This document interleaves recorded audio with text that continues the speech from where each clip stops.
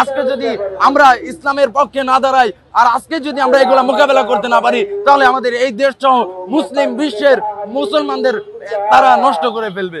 আমরা হেফাজত কর্মী যারা আছি হেফাজত ইসলামে, এটার অর্থ কি? ইসলামের হেফাজতকারী আমরা। আপনারা বিগত দেখছেন যে যখন ভারতের মোদির বিরুদ্ধে আন্দোলন হয়েছে তখন আমরা এই দেশে নেমেছিলাম।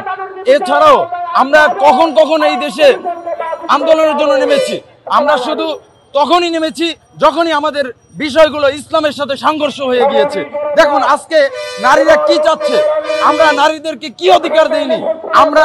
আমরা অধিকার দেওয়ার পূর্বেই আল্লাহ তাআলা তাদেরকে আমাদের থেকে একবারে উচ্চতর সম্মানের মর্যাদায় আল্লাহ তাআলাই রেখে দিয়েছে।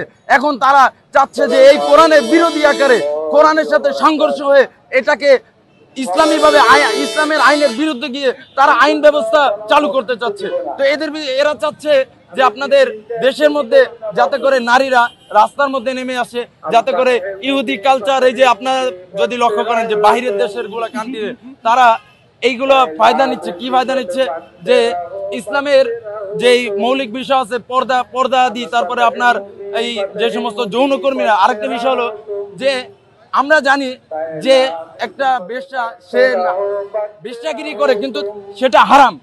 আমার কথা হলো যে সে এটাকে হারাম মনে করে করুক, আমার কোনো সমস্যা নাই, কিন্তু সে যখন এটাকে হালাল মনে করে এটাকে হালাল বাস্তবায়ন করতে আসবে তখন আমার ইসলামের সাথে সংঘর্ষ হয়ে যাবে।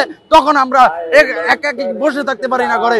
এই আক্ষেপ এবং এই বেদনা নিয়ে আমরা এখানে এসেছি।